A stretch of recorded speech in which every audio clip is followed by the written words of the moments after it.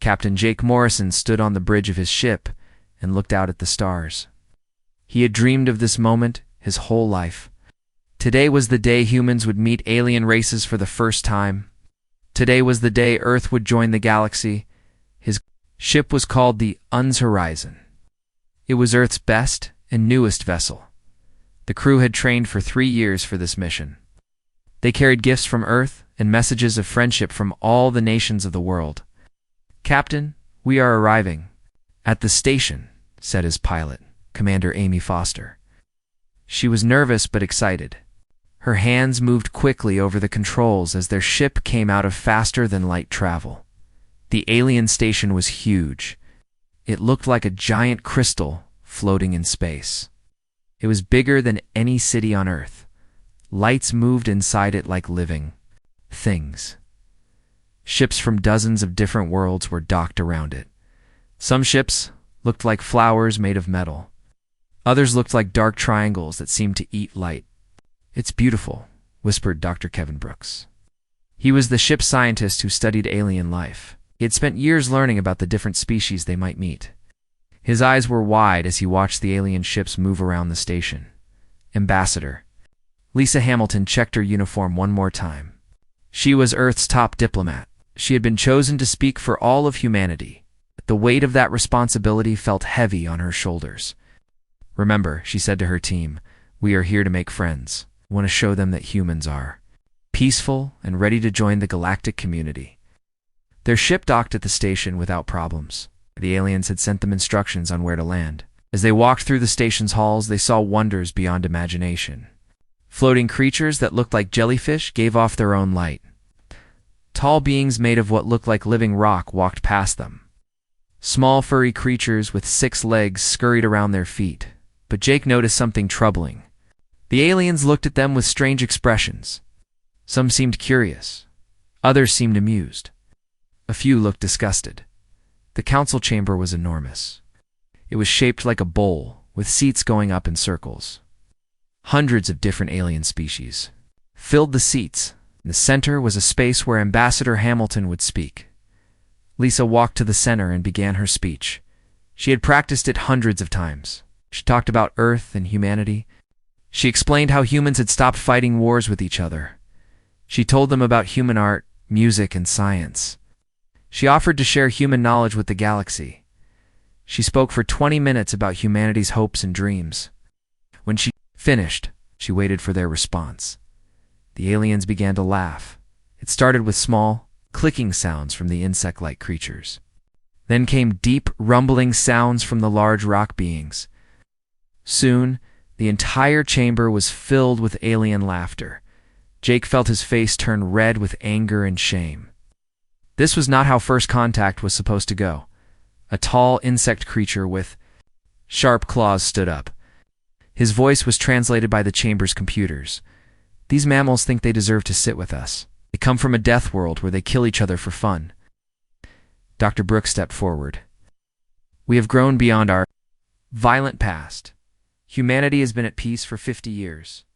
We can offer unique skills and ideas to help the galaxy." The laughter got louder. A floating jellyfish creature pulsed with bright colors. Dr. Sophie Turner, their language expert, quickly translated the light patterns. "It's saying we're too stupid and primitive to understand real science." Admiral Ryan Clark stood next to the ambassador. His military uniform was perfectly pressed. His face showed no emotion, but his hands were clenched into fists. 3 years of preparation, Earth's first meeting with aliens.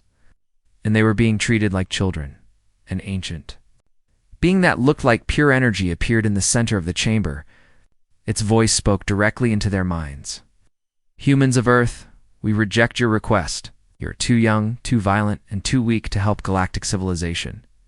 Go back to your world. Maybe in 1,000 years we will think about it again." Words hit like physical blows. Too young, too violent, too weak. But the worst was yet to come. A creature that looked like a cross between a lizard and a wolf stood up.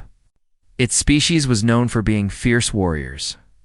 "However, if your species wants to be useful, my empire needs soldiers for dangerous missions. Your natural aggression and the fact that you are expendable could be helpful." The word expendable hung in the air like poison. They wanted to use humans as cannon fodder, soldiers to throw away in battles that were too dangerous for civilized species. Ambassador Hamilton's face stayed calm, but her voice shook slightly. We thank the Council for considering our request. We will return to Earth and tell our people of your decision. The human delegation walked out of the chamber in silence.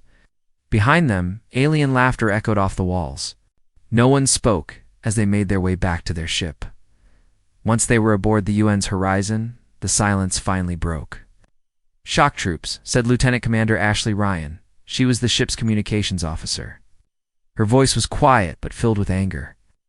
They want to use us as cannon fodder. Expendable, repeated Dr. Brooks. For the first time since Jake had known him, the scientists looked defeated. They called the entire human race expendable. Admiral Clark walked to the ship's main window. Outside, the alien station continued. It's business. Ships came and went. The galaxy moved on as if humanity had never existed. Set course for Earth, Clark ordered. Maximum speed. Captain Morrison joined the Admiral at the window. What do we tell people back home? Clark's face was hard as stone. The truth. That we're not welcome in their galaxy. Then we see how humanity responds to that information. The trip back to Earth took 3 weeks. 3 weeks for the reality to sink in. 3 weeks for the anger to build. It's 3 weeks for the humiliation to turn into something else. As Earth grew larger in their viewports, Jake thought about what had just happened. Humanity had reached for the stars with open hands and open hearts. They had been slapped down and told they weren't good enough. The aliens had called Earth a death world. They said humans were too violent and primitive. They offered humanity a choice between being ignored or being used as disposable soldiers. Jake looked at his crew. He saw the same expression on every face. It wasn't just anger anymore. It was determination. The aliens thought humans were dangerous because they came from a death world. They thought human violence was a weakness that made them primitive. Jake wondered if the aliens realized what they had just done. They had united every human on Earth against a common enemy. They had given humanity a reason to work together like never before.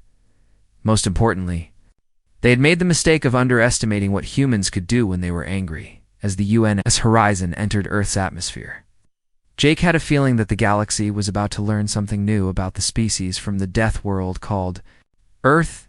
The aliens had rejected humanity's friendship. They had mocked human dreams of joining galactic civilization. They had offered slavery disguised as opportunity.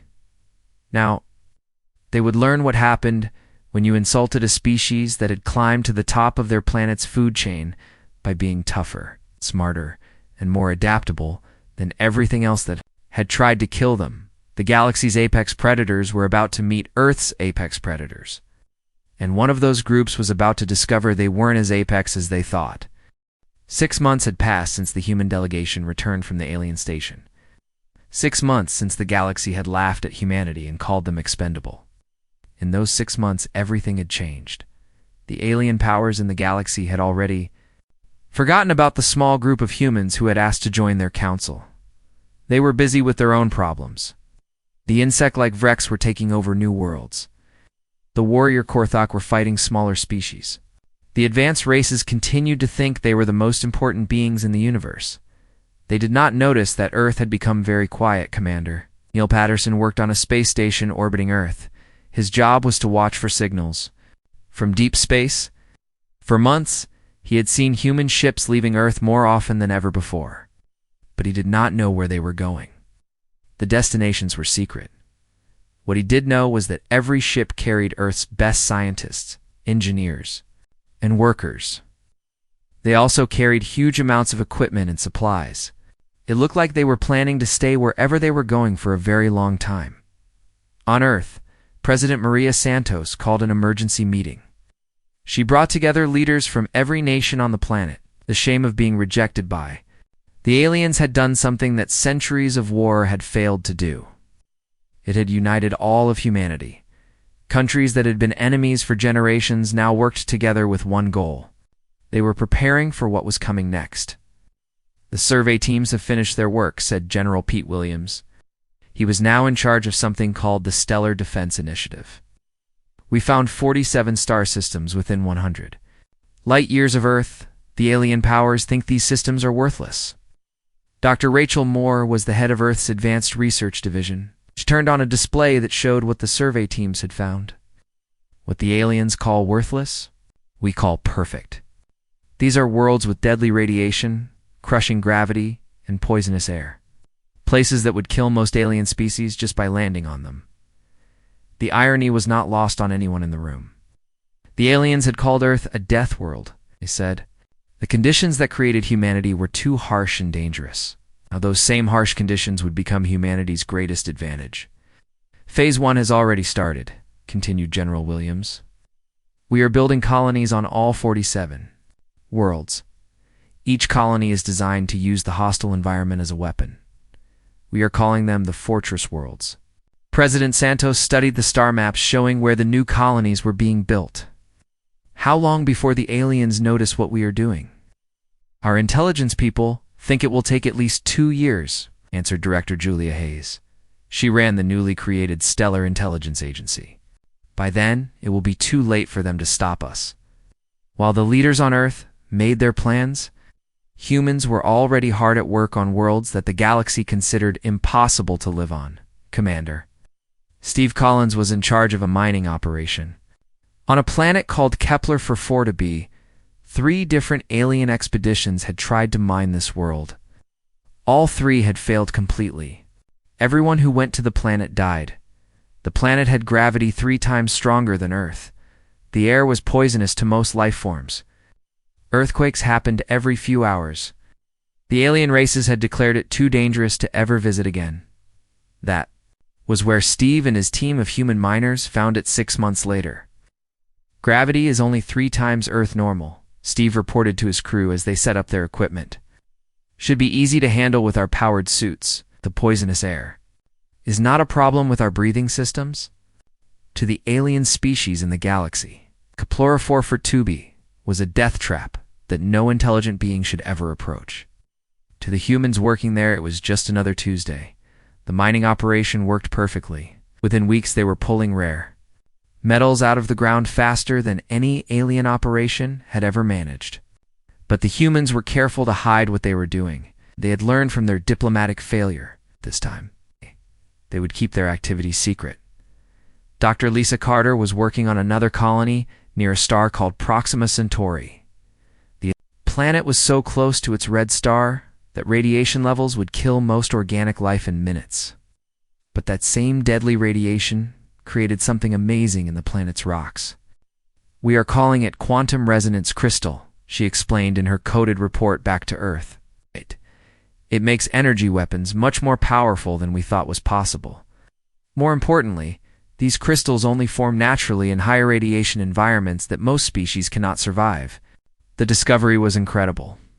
Not only could humans live on worlds that other species considered uninhabitable, but those same worlds contained materials that could make human technology far superior to anything in the galaxy. Back on Earth, every factory and shipyard was working at maximum capacity. All the major corporations had been quietly taken over by the government and redirected toward one goal.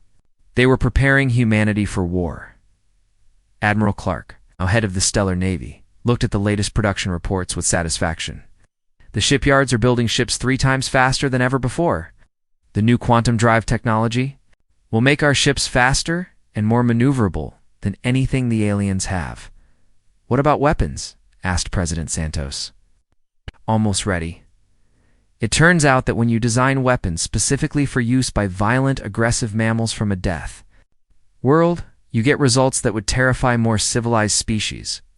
The final piece of information came from an unexpected source. Lieutenant Amy Foster was serving on a deep space reconnaissance ship when she intercepted a message between alien military commanders. What she heard changed everything. They are planning to come back, she reported urgently. The Korthak Empire has decided that Earth would be a perfect source of soldiers for their expansion wars.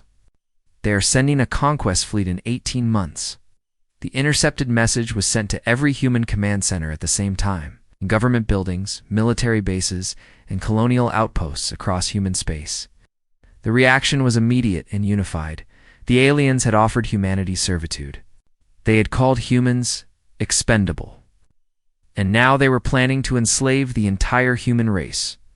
President Santos's response was broadcast to every human settlement in the galaxy. My fellow humans, we tried to be diplomatic.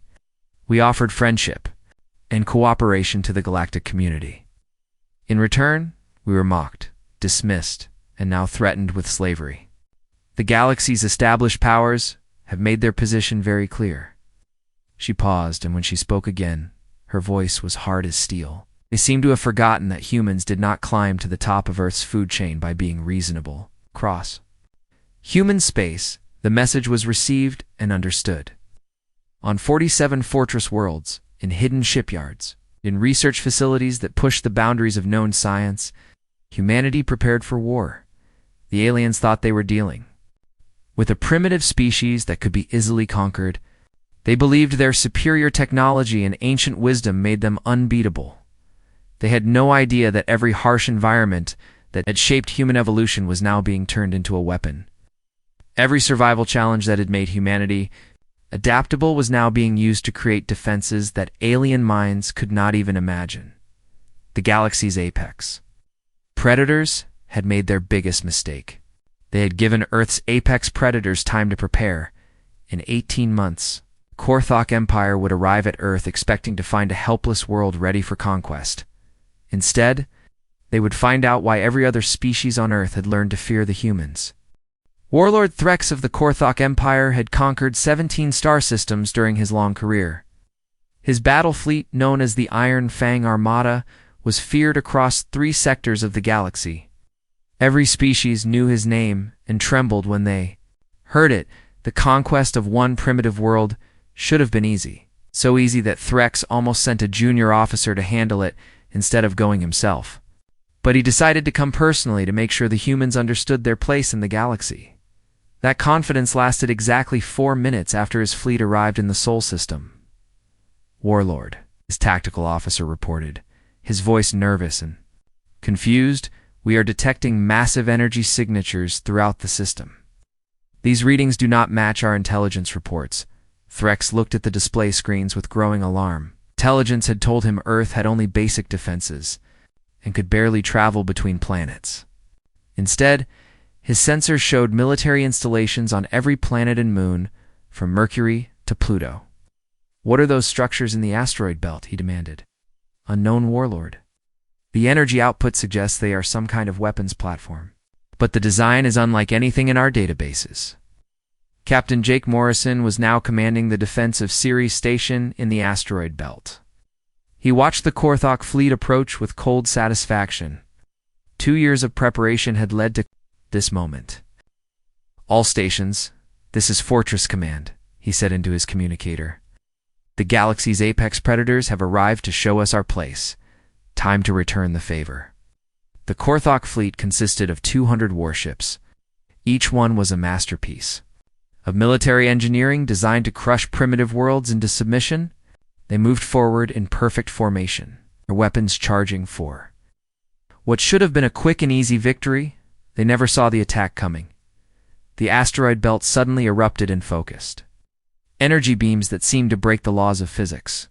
The quantum resonance crystals that humans had been mining and refining for 2 years powered weapons that turned entire asteroids into directed energy platforms. Warlord Threx watched in disbelief as his forward squadrons were torn apart by weapons. That should not have been possible. Impossible. Our intelligence said they had no advanced technology. Sir, his communications officer interrupted. We are receiving a transmission from the planet. The main screen flickered and showed Admiral Clark standing on the bridge of humanity's newest flagship, the UN's Retribution. Behind him, through the windows, the burning wreckage of Korthok ships painted space in orange and red light. Warlord Threx, Admiral Clark said calmly, I believe there has been a misunderstanding. You seem to think you are here to conquer us. The Korthok commander's battle-scarred face twisted with rage. Primitive mammals, you dare to resist the Korthok Empire? We have crushed species far more advanced than your pathetic civilization. Admiral Clark's expression did not change. Because from where I am standing, it looks like you just lost 30 ships to what you consider a primitive species. Tell me, Warlord, in all your conquests, did any of your enemies live on worlds that would kill you just by breathing the air? Commander Ashley Ryan was aboard the stealth destroyer Uns Phantom, coordinating the second wave of attacks. Ships, painted in colors that made them nearly invisible against space. Struck from angles the Korthok could not defend against. The galaxy's military tactics were based on honor. And facing your enemy in open battle, humans had learned warfare in environments where honor was a luxury and survival was everything. Cloaking technology combined with quantum drives, Ryan reported to Admiral Clark, "We can hit them from anywhere, and they cannot track us." The Korthak fleet, for the first time in their military history, found themselves being hunted rather than doing the hunting. Warlord Threx made a desperate decision. All ships target the planet directly. If we cannot conquer them, we will make an example of them for the galaxy. The massive dreadnought Bone Crusher turned its primary weapons toward Earth, charging energy systems capable of cracking a planet's surface. For a moment, it seemed the humans had made a fatal error. They had made a superior force angry enough to destroy their homeworld, rather than enslave it. Then the orbital defense platforms around Earth came online. Dr. Kevin Brooks, a directing Planetary Defense Command, had spent 2 years designing systems specifically to counter orbital bombardment. Warlord Threx, he said, his transmission cutting across all Korthok channels. You are about to learn why predators from death worlds do not fight fair.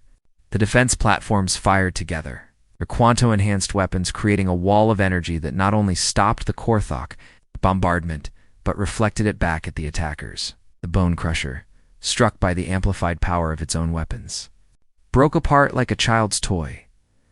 What followed was not a battle in any traditional sense. It was the systematic destruction of an invasion fleet by an enemy that refused to fight by any rules the galaxy. Understood, human ships appeared and disappeared, like ghosts, striking from impossible angles with weapons that defied known physics. When the Korthok tried to regroup, they found their communications jammed by signals that seemed to come from everywhere and nowhere. When they tried to retreat, they discovered that human vessels were faster than anything in their fleet. Humans had learned to fight in the most hostile environments imaginable. They had adapted to survive on worlds where the air was poison, the gravity would crush bones, and the radiation would kill in seconds. Fighting in the vacuum of space against a conventional enemy was almost relaxing by comparison. The Korthok warriors, proud of their reputation as the galaxy's fiercest fighters, found themselves completely outmatched. Their weapons could not penetrate human defenses. Their ships could not catch human vessels. Their tactics were useless against an enemy that had no honor and no mercy. Within 6 hours, the Iron Fang Armada was reduced to scattered debris and a single heavily damaged command ship, Warlord Threx, bleeding from multiple wounds and watching his bridge systems fail around him, received one final transmission from the humans. President Santos appeared on his screen, her expression calm but terrible. Warlord, you came here to enslave us, to use us as expendable shock troops in your empire's expansion. I want you to return to your people with a message. She leaned forward, and her voice carried the weight of humanity's collective anger. Tell them that the galaxy's apex predators just learned what it means to be prey, and that humanity remembers every insult, every threat, every moment of dismissal we receive from your so-called civilized species. And tell them that we are just getting started. The command ship limped away from the Sol system, its faster-than-light drive barely functional, carrying the first survivor of humanity's introduction to galactic warfare. Behind them, the Sol system buzzed with activity as human construction crews began salvaging alien technology from the wreckage, adding it to their growing arsenal of weapons and defenses. Admiral Clark stood on the bridge of the UNS Retribution, watching the last Korthok ship disappear into hyperspace. How long before the galaxy responds to this? Intelligence estimates 6 months before the Galactic Council takes us seriously, reported Director Hayes. Less than that before every aggressive species in the region decides we are a threat that needs to be eliminated. Clark nodded grimly. Then we had better be ready for them. The message was already spreading across human space. The galaxy's established powers had finally noticed Earth, and they were not pleased with what they saw, but it was too late. The galaxy had awakened something that had been sleeping in the outer rim of their civilized space. They had poked the apex predators of a death world and found out why those predators had never been conquered. The Korthok Empire had learned their lesson. Soon, the rest of the galaxy would learn theirs. The emergency meeting of the Galactic Council happened 3 weeks after the Iron Fang Armada was destroyed.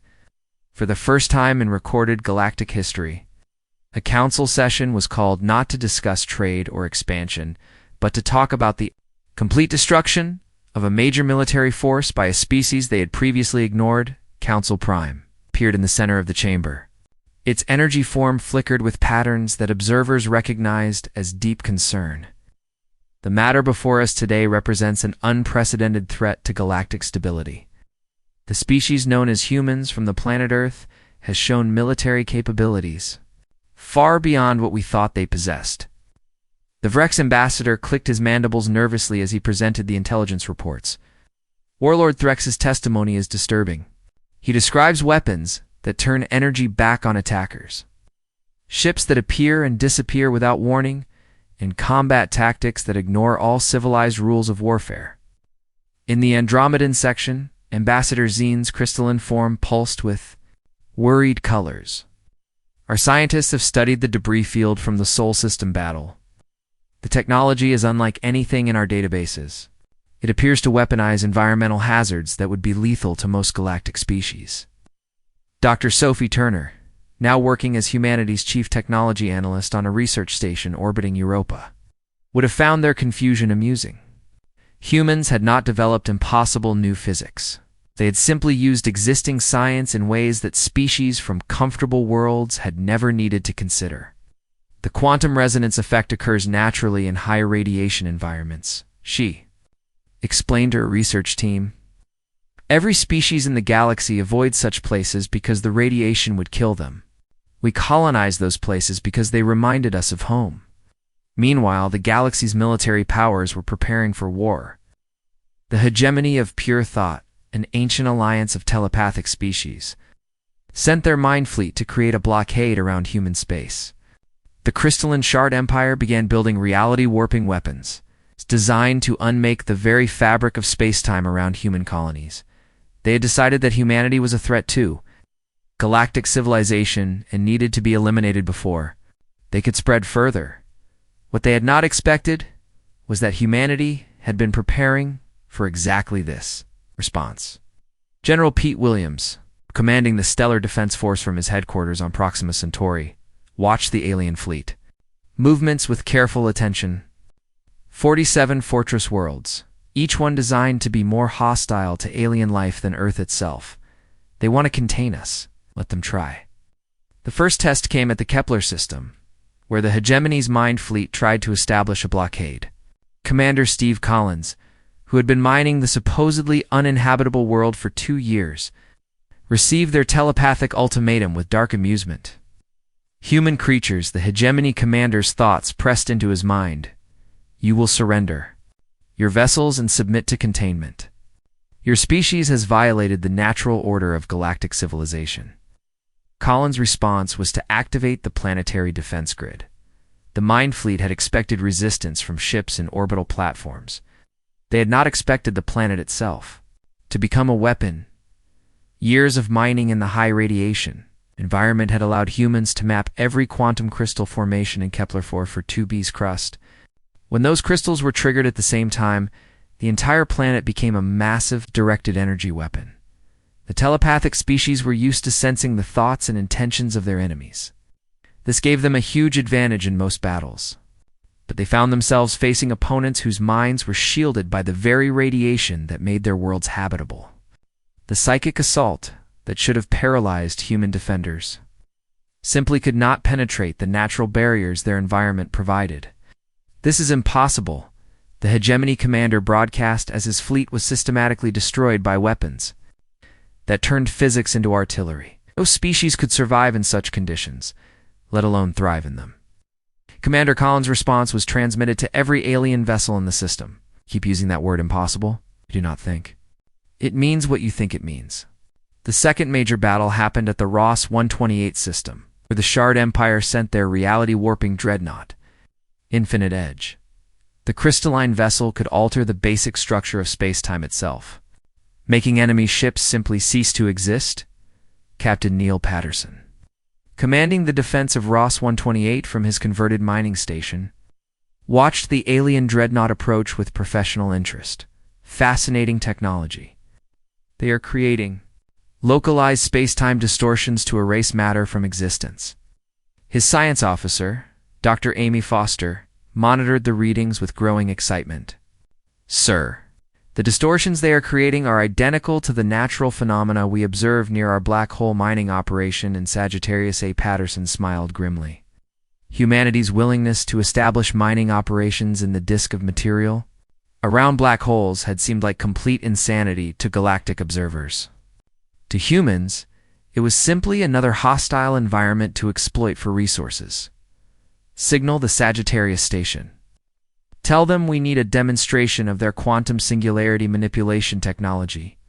The Shard Empire's reality warping weapons encountered something they had never faced before. Opponents who had learned to weaponize the fabric of space-time itself. The black hole mining technology that allowed humans to extract materials from the edge of collapsed stars proved remarkably effective at destabilizing artificial space-time distortions. The Infinite Edge, its reality warping systems overloaded by paradoxes that should have been impossible to create, tore itself apart in a cascade of temporal anomalies that lit up the system like a supernova across human space. The same pattern repeated itself. Every alien military force that approached a human colony found themselves facing defenses that turned their own technological advantages against them.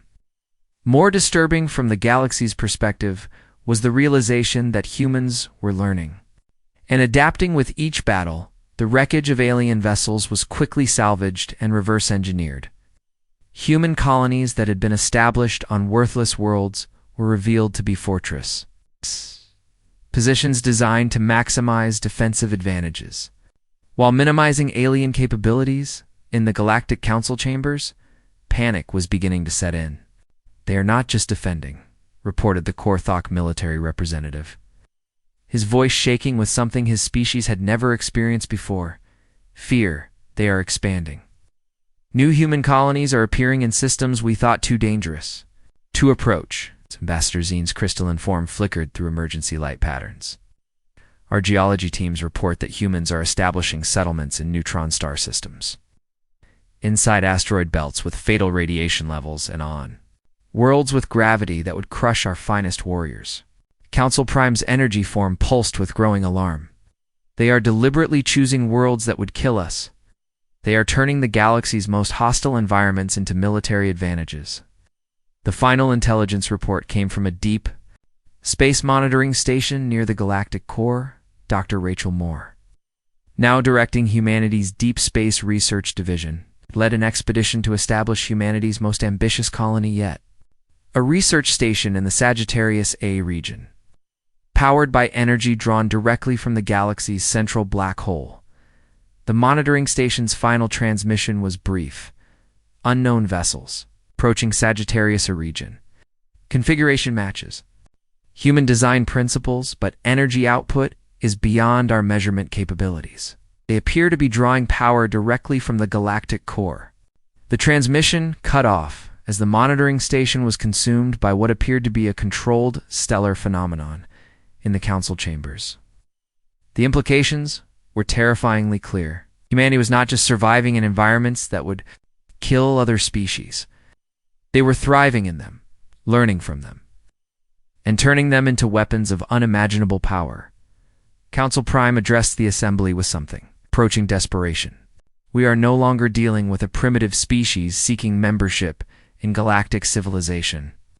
We are facing a form of life that views our most dangerous territories as suitable for expansion and colonization. The vote was unanimous, though. It took some species longer to accept the reality than others. Humanity had officially been reclassified from primitive species to existential threat to galactic civilization. The galaxy's apex predators had just realized they were no longer at the top of the food chain. The final meeting of the Galactic Council did not take place in their traditional chambers. Instead, it happened aboard the mobile fortress Eternal Vigilance, positioned at what they hoped was a safe distance from human space. Representatives from over 200 species had gathered for what many privately believed would be the last council session ever held. Council Prime appeared in the center of the chamber.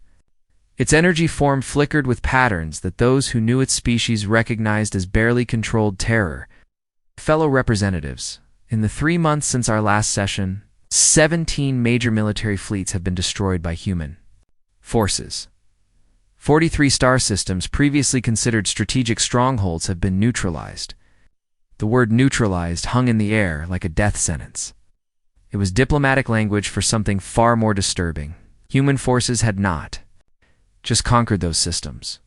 They had fundamentally changed them, turning stable star systems into weapons that broke every known law of physics.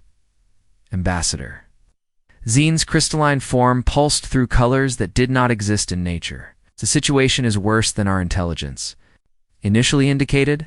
Humans are not just militarizing hostile environments, they are creating new ones. The Vega system has been converted into a gravitational weapon. The Centauri binary system is now generating controlled solar flares that can be directed across multiple light years.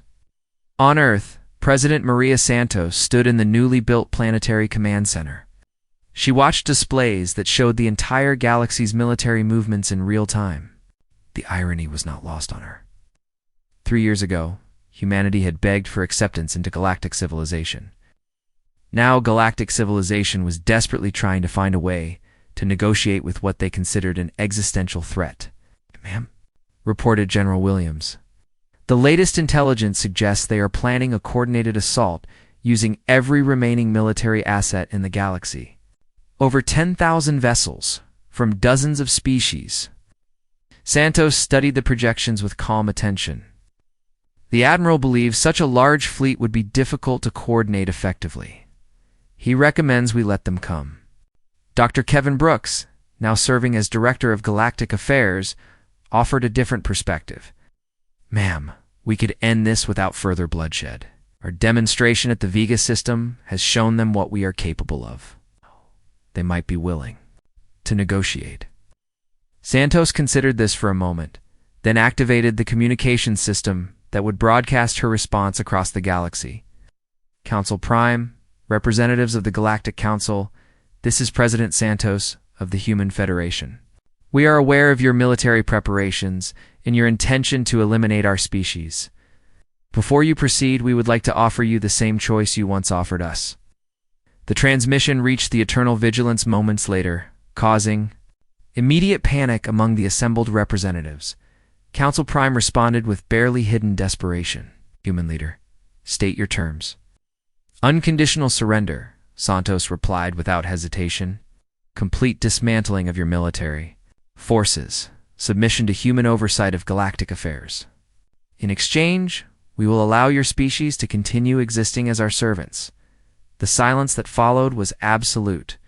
For the first time in galactic history, a species barely 3 years removed from first contact was dictating terms to civilizations that had existed for millions of years. The Korthok military representative, one of the few survivors of their empire's encounter with humanity, spoke with the voice of bitter experience. "They are offering us exactly what we offered them. They are making us expendable shock troops in our own galaxy." President Santos' voice cut through their deliberations. "You have 24 hours to respond. After that, we will consider your silence as rejection of our generous offer." The transmission ended, leaving the council in chaos. Some species wanted immediate surrender. Others demanded a final, desperate military assault. Most simply sat in stunned silence, trying to understand how completely the galactic order had been overturned. The decision was made for them by humanities. Next demonstration, Captain Jake Morrison, now commanding the dreadnought Inevitable, led a small human fleet to the galactic core. Their mission was simple: show the galaxy exactly what humanity had learned from 3 years of turning hostile environments into weapons. The supermassive black hole at the galaxy's center, Sagittarius A, had been considered untouchable by any known technology. The radiation, gravitational forces, and exotic matter made it impossible for any species to approach closer than several light-years. Human vessels, their hulls gleaming with quantum crystal arrays, descended into the spinning disk of matter. Around the black hole itself, beginning stellar engineering process, Morrison reported to Galactic Command. Estimated time to completion, 6 hours. What followed was witnessed by every major astronomical observatory in the galaxy. Using technology that weaponized black holes, neutron stars, and the fundamental forces of the universe, humanity began the process of turning the galactic core into a directed energy weapon capable of sterilizing entire sectors of space. Message was clear. Humanity did not just inhabit hostile environments. They could create them anywhere they chose. Council Prime's final transmission to Earth was simple. We surrender. The formal ceremony took place on humanity's terms, in humanity's chosen location. The Sol system, where the galaxy's representatives had once mocked human aspirations, Admiral Clark stood where Ambassador Hamilton had once pleaded for acceptance. But the chamber had been rebuilt according to human specifications. The air composition would be toxic to most species present. The gravity was set to Earth standard, which was crushing for many representatives. The radiation levels were just high enough to be uncomfortable for non-human physiology. The terms of surrender are simple, Clark announced to the assembled alien delegates, most of whom were wearing environmental suits just to survive in the chamber. All military forces will be disbanded and placed under human oversight. Strategic resources will be administered by human colonial authorities. All trade and communication will be monitored by human intelligence services. The Vrex ambassador, his voice muffled by his breathing equipment, managed a single question. What do you want from us? President Santos, who had traveled from Earth for this moment, answered with the same calm tone that had once been used to dismiss humanity's ambitions. You offered us servitude once. You called us expendable. You laughed at our primitive nature and suggested we might be useful as shock troops for more civilized species. She paused, looking around the chamber at the representatives of dozens of species that had once considered themselves superior to humanity. Now you know what it feels like to be considered inferior by a species you do not understand. The galaxy had learned too late that Earth's designation as a death world had not been a limitation for humanity. It had been preparation. A hostile environment that had shaped human evolution, every survival challenge that had forged human adaptability, had been training for this moment. The species that had dominated the galaxy for millions of years discovered that they had been apex predators only because they had never encountered anything that could turn their own environment against them. As the ceremony concluded and the former galactic powers filed out of the chamber to begin their new existence as subjects of human authority, Admiral Clark remained behind with President Santos. Any regrets? He asked. Santos looked out at the stars through the chamber's viewport. Watching human ships patrol what was now human space, which was to say, all of it, they had their chance to treat us as equals. Instead, they chose to see us as primitives. From a death world, she turned to face him with a slight smile. They were right about one thing, though. We are from a death world. The mistake they made was thinking that was a weakness instead of what it really was, which is the perfect training ground for becoming the galaxy's new apex predators. Outside the viewport, human colonies continued to expand into environments that would kill any other known species, turning the galaxy's most hostile regions into humanity's greatest strongholds. The age of human dominance had begun, built on the foundation of a simple truth. The galaxy had learned too late. Never underestimate a species that calls a death world home.